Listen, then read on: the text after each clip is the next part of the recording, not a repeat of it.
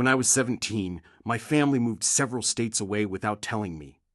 They left a note that said, "You'll manage." 12 years later, after I finally built a life without them, they reached out trying to reconnect. When I was 17, I came home to an empty house and a note on the kitchen counter. It was the cruelest thing I had ever read. It just said, "You'll manage." I didn't know what I had done wrong. I assumed they were tired of pretending they cared, but the truth was they had never really pretended. When I was 13, I baked a birthday cake for my mother by myself, only for her to call it lumpy. At 15, I helped my brother study for finals while he called me a know-it-all and slammed his door in my face. At 16, I handed my entire paycheck to my father so he could cover bills, then got yelled at later when he called me useless. I was always useful, just never loved. My parents and my brother, my only family, packed up and moved away without telling me. I found out from the property manager a week later. I had a week to leave because they'd ended the lease early. I slept on a friend's couch for 3 nights before I ran out of places to go. Eventually, I was sleeping in the back of a storage unit I rented with the last of my savings.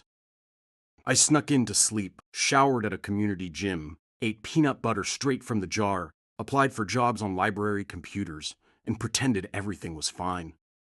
Eventually, I got hired at a late-night cafe. The supervisor was rough but fair, paid me in cash until I could replace my documents.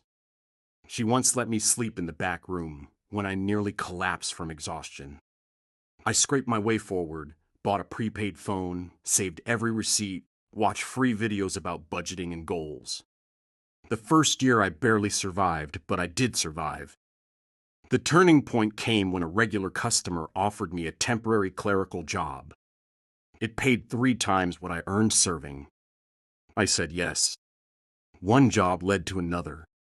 I learned fast, showed up early, asked questions. By 22, I was freelancing full-time. By 25, I started a small advisory firm with a folding table and a borrowed laptop. By 27, I had several contractors, a small office, and clients I once dreamed about. By 29, I was officially a millionaire. Not an online fantasy version, but real savings, retirement accounts, no debt, a paid-off apartment, and health insurance.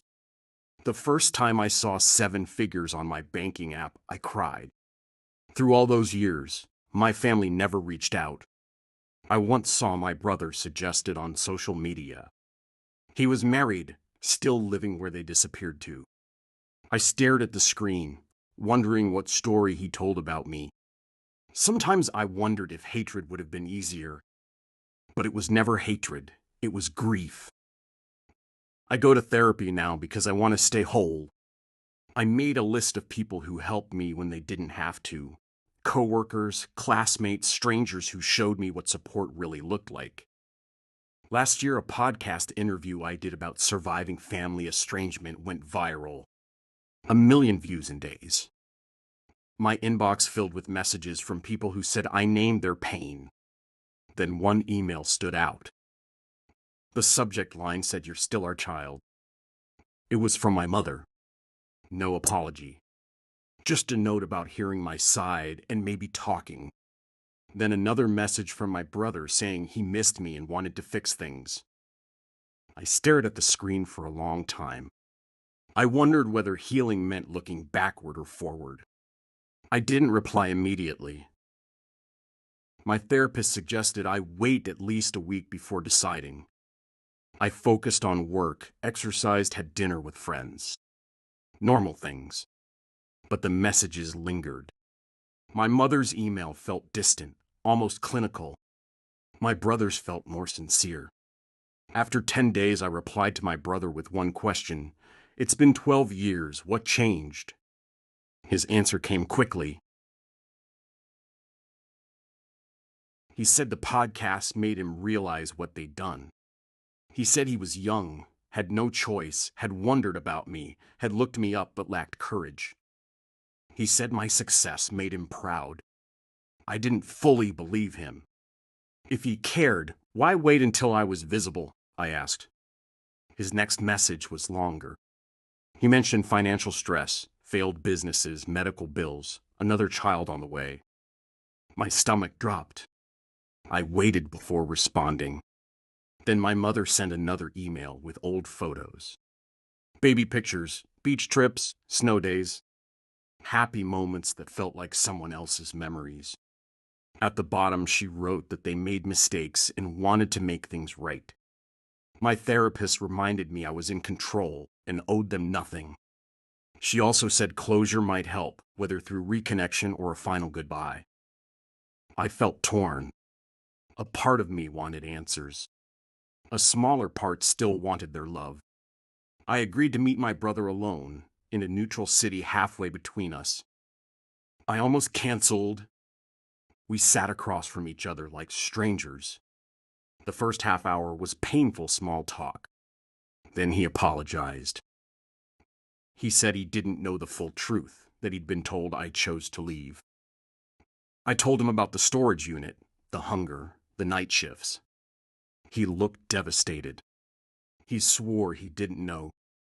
By the end, I wasn't sure what to think. He hugged me goodbye. I didn't hug back.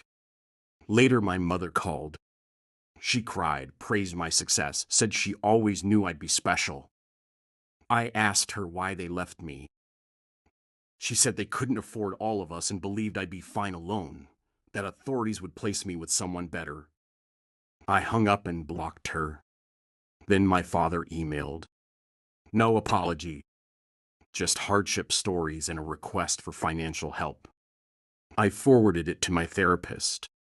She said that explained everything. I told my brother I would have a relationship with him only, with strict boundaries and no money.